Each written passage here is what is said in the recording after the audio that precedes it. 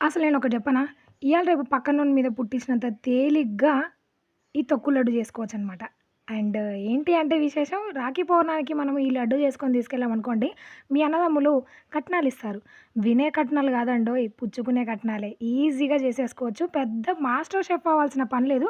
మీకు వంట చేయడం వస్తే చాలనమాట. అంత ఈజీగా చేసుకోవచ్చు. ఫస్ట్ నెయ్యిని వేడి చేసి, అందులో కొంచెం శనగపిండేసి బాగా వేయించండి. ఇది బాగా వేగిన తర్వాత నెయ్యి అనేది బయటకి రిలీజ్ అయితది. మన మీద లేనిపోనివి పుట్టించినప్పుడు అప్పుడు నిజమే అనిపిస్తుంది. తర్వాత మా తప్పేం లేదని మనం బయటపడ్డట్టు పీల్చుకున్న నెయ్యి బయటకొచ్చిన తర్వాత ఇలాగ బాగా బ్రౌన్ కలర్ వచ్చిన తర్వాత మీరు తీసుకున్న పిండికి డబల్‌గా షుగర్ తీసుకొని అందులో ఇలాచీ వేసుకొని మిక్సీకి పట్టేసి స్టవ్ ఆపేసి శనగపిండిలో ఈ షుగర్ పౌడర్ వేసేసి చల్లారిన తర్వాత మంచిగా గోరువెచ్చగా ఉన్నప్పుడు లడ్డూలు చుట్టుకున్నారనుకోండి టేస్టీ అయిన తొక్కుడు లడ్డు రెడీ అనమాట. అండ్ ఈసారి రాఖీ పౌర్ణమికి ఇట్లా ట్రై చేయండి. ఎలా వచ్చిందో కామెంట్ సెక్షన్‌లో తెలియజేయండి. మరికొన్ని డిఫరెంట్ వీడియోస్ కోసం ఛానల్‌ని సబ్స్క్రైబ్ అవ్వండి. Thanks for watching. జై శ్రీరామ్.